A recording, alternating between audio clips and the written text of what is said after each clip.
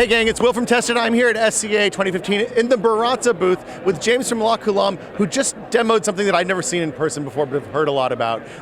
You showed us the Dragon. Yeah, so this is the Dragon coffee maker. This is a coffee brewer that my boss, Todd Carmichael, just invented like a little over a year ago, and we debuted it for the first time at the Brewers Cup, the coffee brewing competition. So it uses, there's a couple of different things happening with this brewer. Yeah. In the beginning, it seems very similar to a siphon with a little bit of an immersion process. Can you walk through what's happening during the brew process?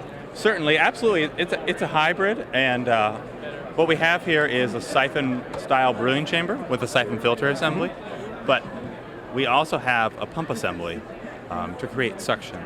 So with a traditional siphon, I suppose, you can't really control the water temperature. You just need to get the water hot enough so that it turns to steam and goes to the top chamber.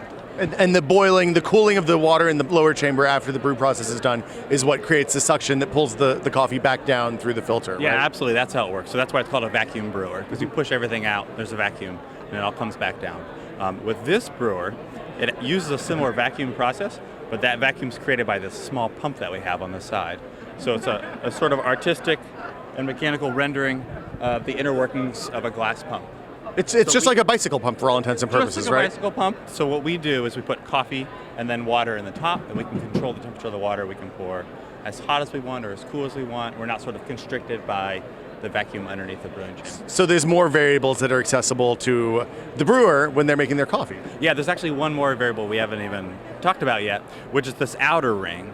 You can see where there's a brewing chamber, and then there's an outer ring that does not connect to the brewing chamber, but there's a glass wall between them. So what we do with that is it's a way to have two controls over the water temperature while you're brewing. You have a control over what temperature you start with, but you also can control whether the temperature drops off sharply, drops off slowly, or even rises. So when you brewed a minute ago, you actually put cool water, room temperature water, into the outer chamber, and then that created a convection current inside the brew chamber. Yeah. So there was no stirring, or no manual stirring, I guess. Right, yeah. I think it's the most even theoretical possible stirring. Because the outside of the brew chamber cools down, all around the outside the water's dropping. And in the middle, it rises to create a convection current. So instead of stirring, there's always sort of unevenness. And when we do start the pump process, we want all the grounds to be at the bottom so that the water passes through it again, of course. So it's the best way to get all the grounds to the bottom evenly and stirring in like a sort of natural, it looks like an ocean. So I assume when Todd came up with this, he had just done Marathon Breaking Bad or something like that. It looks like it might be some sort of paraphernalia. Yeah, there were sort of I think some people came into work on Monday, and there were just drawings all over the chalkboards. They were just like, Todd was there, and he had this vision for this coffee maker. And it took certainly a few more months to bring it to fruition and a lot of testing, but I think it was one day, one night. I can't say exactly what he was doing that day, but he did have this vision for this coffee maker, and yeah, we've all been really happy with it. We had 500 made, I believe. Okay. Yeah, and we've been steadily selling them since. So I was going to say, it's a phenomenally complex piece of glass. I have to assume you have some sort of master glass blower or something building these for you. Yeah, I've met him a couple times. He came in and worked the specifications.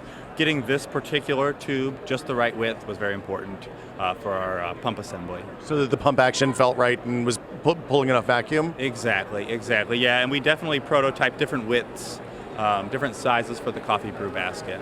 If it was too wide, it tasted different, obviously, and if it was too narrow, it retained heat too well. So, James, if people want to know more about the Dragon, where can they go? Yeah, we have a website. It's lacolombe.com or lacolombe.net. Either will get you there. Excellent. Thank you so much, James. And we'll have more from SCAA 2015 on Tested. See you guys soon. Bye.